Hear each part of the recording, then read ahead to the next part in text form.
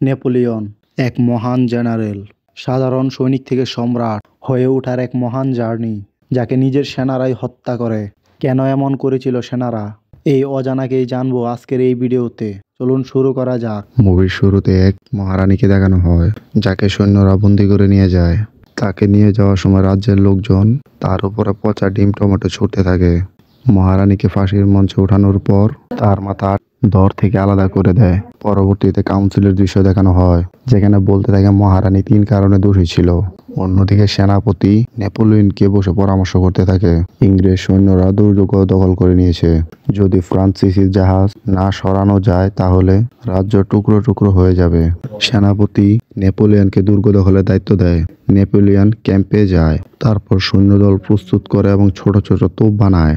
রাত্রিবেলা যখন ইংরেজ সৈন্যরা মদ্যপান করছিল, তখন নেপোলিয়নের সৈন্যরা চুপচাপ দুর্গের কাছে আসে।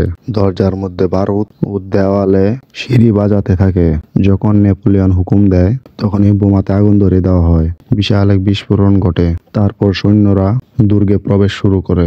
অপ্রস্তুত থাকা ব্রিটিশ সৈন্যদের এক এক করে মারতে থাকে।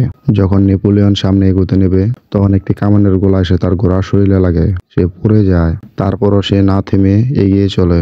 দুর্গে প্রবেশের পর নেপোলিয়ন ব্রিটিশ জাহাজে কামান দাগার অর্ডার দেয়। তারপর একতলা কামান দাগতে থাকে। পরের দিন যুদ্ধ শেষ হলে নেপোলিয়নকে সেনাপতি সহ সেনাপতির পদ ঘোষণা করে। রাত্রিবেলা সেনাপতি ও নেপোলিয়ন কথা বলছিল যে বর্তমান কাউন্সিল শুধু তার পেট ভরানোর জন্যই সবকিছু করছে। পরের দিন সবাই পুরো কাউন্সিল বর্তমান সভাপতির উপর দোষারোপ করে যে তার কারণে এত কিছু হয়েছে।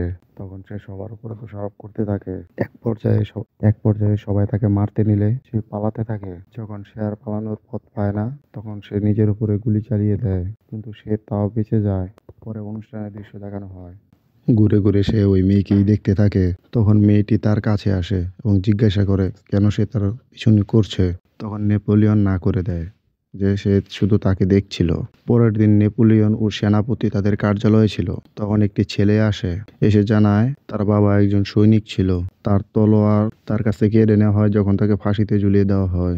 সে তার মায়ের শেষ ইচ্ছা হিসেবে এই তলোয়ারটি চাইতে এসেছে। তখন নেপোলিয়ন তাকে হাতিয়ারখানায় নিয়ে যায় এবং খুঁজে দেয় সেই তলোয়ার। তারপর তলোয়ার নিয়ে ছেলেটির বাড়িতে যায়। যখন নেপোলিয়ন ছেলেটির মায়ের সাথে কথা বলতে নেবে, দেখে ওই মেয়েটি যাকে সে পছন্দ করে। বিকালবেলা দুইজন একসাথে বসে কথা বলছিল একটি ক্যাফেতে।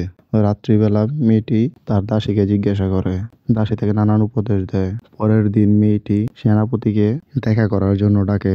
যখন নেপোলিয়ন ওখানে যায়, তখন মেয়েটি তার অতীত থেকে বর্তমান সবকিছুই বলে। তার জেলে যাওয়া, তার স্বামী মারা যাওয়া, সবকিছুই। পরের দিন রাজবিদ্রোহের শুরু হয়। সেনাপতি নেপোলিয়নকে আদেশ দেয় এই বিদ্রোহ ঠেকানোর জন্য। নেপোলিয়ন তোপ নিয়ে আসে। প্রায় 20,000 মানুষের উপরে নেপোলিয়ন তোপ চালিয়ে দেয়। সামনে কিছু লোক মারা গেলে সবাই পালিয়ে যায়। তারপরে দৃশ্যে দেখানো হয় নেপোলিয়ন আর ওই মেয়েটি বিয়ে করছে।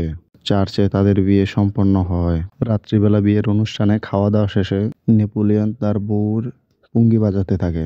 পরে নেপোলিয়নকে পাঠিয়ে দেওয়া হয় মিশরে, যেখানে তার সাথে ছিল 40,000 সৈন্য। যখন মিশরীয় সৈন্য তার সৈন্যের মুখোমুখি হয়, ফ্রান্সিসি সৈন্য তোপ চালালেই মিশরের সেনাপতি ওখানেই অজ্ঞান হয়ে পড়ে যায়। যুদ্ধ ওখানেই তারা জিতে যায়। তারপর নেপোলিয়ন অনেক খুঁজে একটি মমি বের করে, যা ফেরাউনের মমি মতো দেখতে। খাবার সময় নেপোলিয়নের এক অফিসার নেপোলিয়নকে বলে যে তার বউয়ের অবৈধ সম্পর্ক চলছে। নেপোলিয়ন প্রথমে বিশ্বাস করে না। তারপর জিজ্ঞাসা করে, তুমি কিভাবে জানলে? তখন অফিসার বলে যে আমার গার্লফ্রেন্ড আমাকে চিঠি পাঠায় যে আপনার বউয়ের দাসী। তারপর নেপোলিয়ন 2টি জাহাজ প্রস্তুত করতে বলে, কাউকে না জানিয়ে। সে ফ্রান্স যাবে। নেপোলিয়ন যখন জাহাজ থেকে নামছিল, তখন তাকে হাজারো মানুষ সংবর্ধনা জানানোর জন্য আসে, কিন্তু ওখানে তার স্ত্রী আসেনি। নেপোলিয়ন যখন তার বাড়িতে যায়, তখন গিয়ে দেখে ওখানে তার বউ নেই। দাসীকে জিজ্ঞাসা করলে বলে যে তার বউ অনেক আগেই বেরিয়ে গেছে। যখন নেপোলিয়নের বউ বাড়িতে ফেরত আসে, দেখে তার সকল জিনিসপত্র বাসার বাহিরে। যখন সে ঘরের দিকে যায়, গিয়ে দেখে তালা, কারণ আগে নেপোলিয়ন সবাইকে নিয়ে ওখান থেকে চলে গেছে। পরবর্তীতে যখন নেপোলিয়নের বউ নেপোলিয়নের কাছে যায়, তখন নেপোলিয়ন প্রচুর রাগারাগি করতে থাকে যে কেন ছিলে না ওখানে। অন্যদিকে হাই টেবিল নেপোলিয়নকে চলে আসার জন্য দোষারোপ করতে থাকে। তখন নেপোলিয়ন জানায়, আপনাদের কারো তো দায়িত্বে থাকার কথা না। আর অস্ট্রো-হাঙ্গেরিয়া ইটালিতে হামলা করেছে, রাশিয়ান সৈন্য পোল্যান্ডে হামলা করেছে, যে কোনো সময় ফ্রান্সেও হামলা হতে পারে। পরের দিন নেপোলিয়নের ভাই নেপোলিয়নকে একটি অফার দেয় ক্ষমতা অধিগ্রহণের জন্য। নেপোলিয়নও রাজি হয়, তার সৈন্যদল দিয়ে সাহায্য করবে। পরের দিন প্রতিটা হাই টেবিলের সদস্য বাড়িতে নেপোলিয়ন তার সৈন্য পাঠায় প্রতিটা মেম্বারের কাছ থেকে তাদের সাইন নেওয়ার জন্য।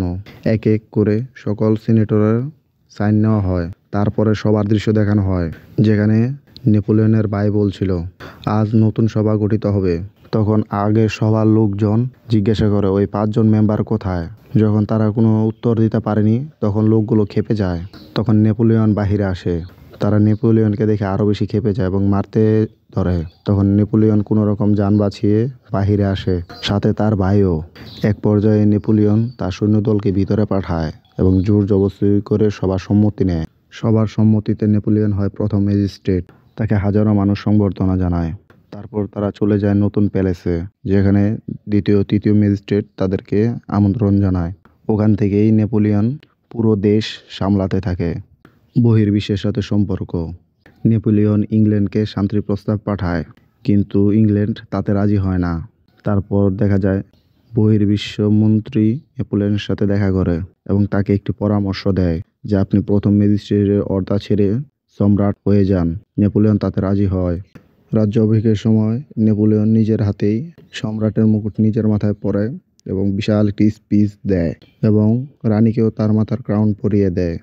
তারপর পাদ্রী ঘোষণা করে নেপোলিয়নের রাজ্য অভিষেক হয়ে গেছে, উনি আজ থেকে আমাদের সম্রাট। পরের দিন তার এক মন্ত্রী তাকে পরামর্শ দেয় ডিভোর্স নেওয়ার, কারণ তার একটি সন্তান দরকার যা রাজ্যে শান্তি ও সুরক্ষা বজায় রাখবে।